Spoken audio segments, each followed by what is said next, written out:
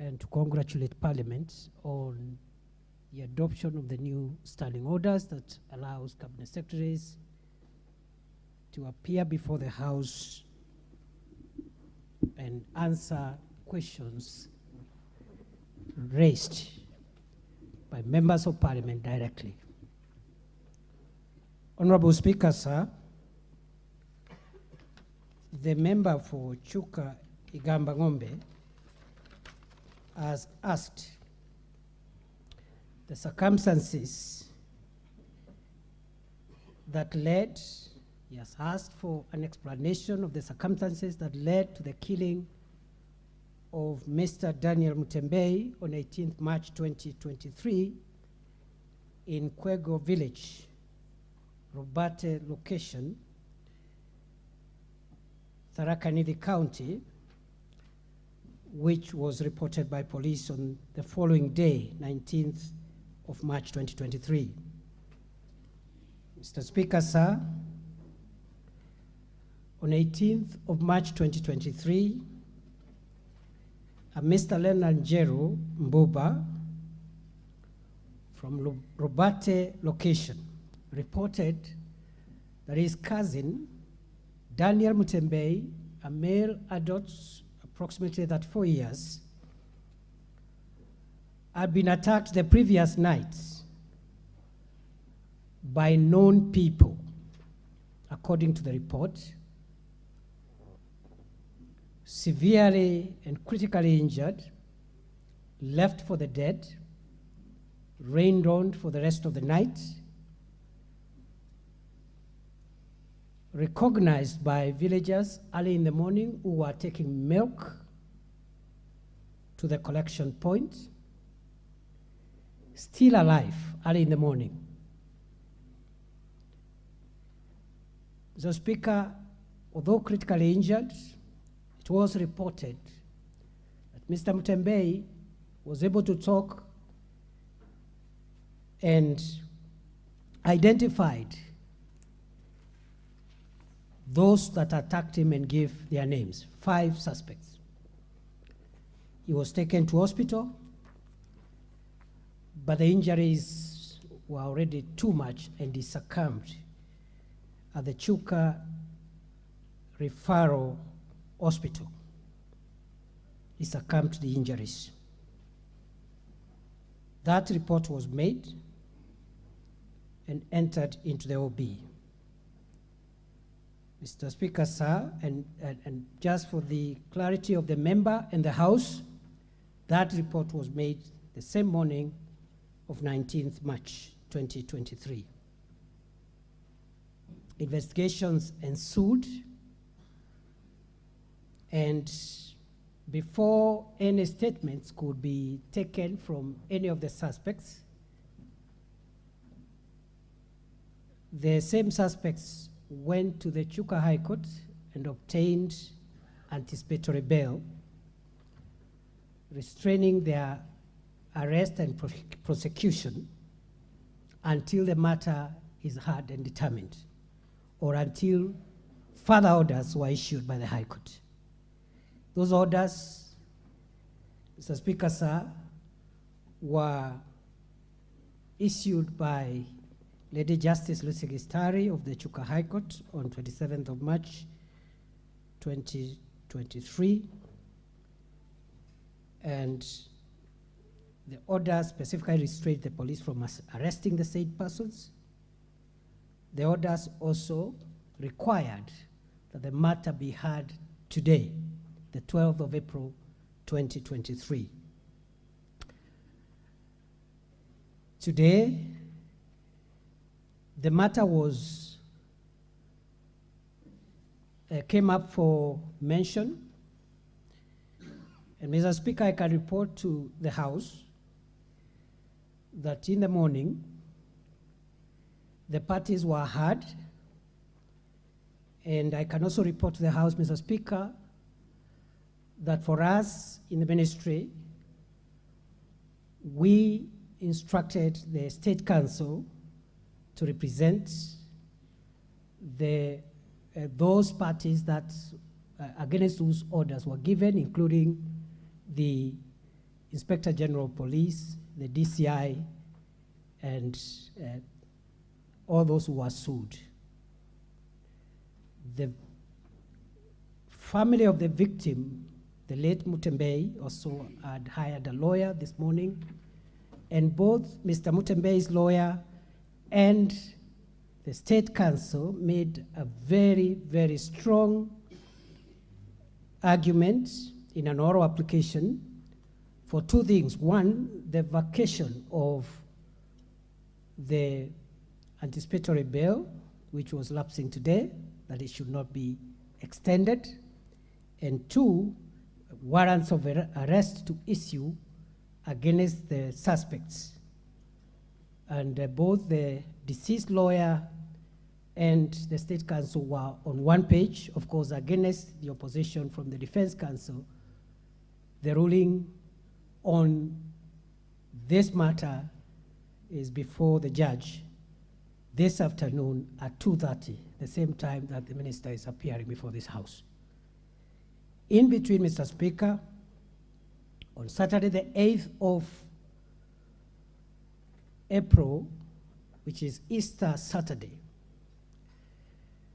the victims were supposed to bury the late Mutembei, but they felt that this matter had taken too long and could not understand why a matter where there was, in their view, overwhelming evidence pointing at the killers should still be out there. And notwithstanding the anticipatory bail, they demanded that the arrest be done. There was a serious demonstration for most of the afternoon on Saturday, from 3 p.m. to well into the night. They were carrying the coffin of the late Mutembei and demonstrated the whole afternoon, engaging the police in running battles.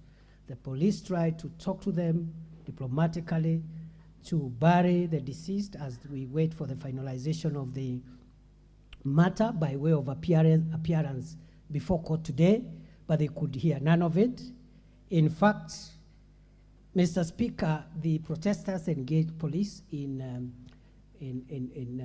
throwing missiles when the police tried to use tear gas, and it was really a very, very rowdy protest. And of course, one would understand the public anger, given the circumstances which the deceased had died. Mr. Speaker, sir, we were able to, the police were able to open the road much later in the night, but an incident occurred around 7 p.m. the same night. One of the local young leaders, the chairperson of the Tharaka Nithi Border Association, one Willis Mugambi, alias Kiraku, was shot dead in the chest around 7 p.m. and died on the spot. And that complicated the matter. And immediately that happened the same night, we dispatched through the Inspector General of Police the Internal Affairs Unit of the National Police Service from Nairobi.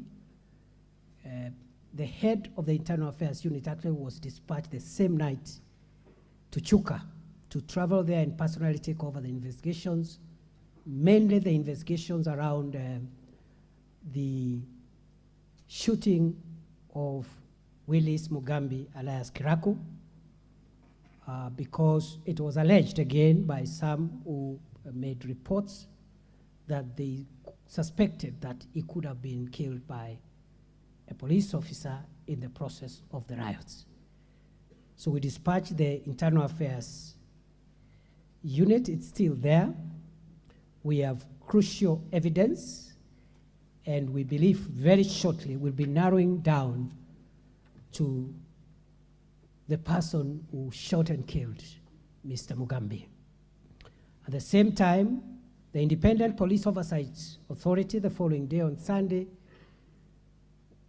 dispatched their team to investigate that incident. IPOA is independent.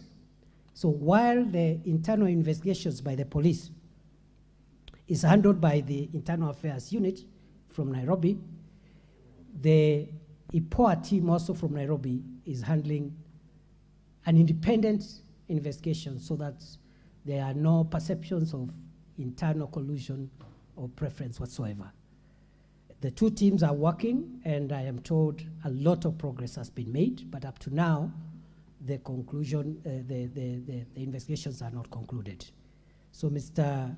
Speaker, sir, in the in-between, we have reinforced security presence. As late as last night, there were incidents of, again, a few youths trying to block roads. And we have deployed the regional police commander, Mr. Rono Bunei from Embu for Eastern Region, is the one personally dealing with that matter because, again, there were aspersions cast at our officers who are based in Chuka. Both the officer commanding Chuka Police Station and the county commander for Tharaka Nithi County. I can report, Right Honorable Speaker, that as we speak, in the meantime, we felt that in order to build public confidence in our officers, the Inspector General of the National Police Service has transferred both the OCS of Chuka Police Station and the County Police Commander of Tharaka Nithi, and new officers have been put in place already as we speak. So that's where we are, Mr. Speaker. We do not have any conclusive evidence. I want to assure the House that, one, we will respect the outcome of the court decision regarding the anticipatory bail, which we have opposed through the State Council. Once that anticipatory bail is lifted, and based on the evidence we have, all suspects are going to be rounded up in minutes. But we cannot violate a court order, and we really hope that our case will be favored by the judge this afternoon to allow us continue with the justice process beyond the point it is at the moment. With regard to the killers of Mr. Kiraku, the Boda Boda chair, again, we believe in the next few days, we will be able to have enough evidence to help us take action, including prosecution of the suspect. I think, Honorable Speaker, that is all I have up to now. I remain at the disposal of this House for any supplementary issues, and also with regard to the other questions that are listed in the order paper this afternoon. Thank you, Mr. Speaker. Honorable Major Dong, do you have any supplementary to that on behalf of your colleague? Thank you, Mr. Speaker.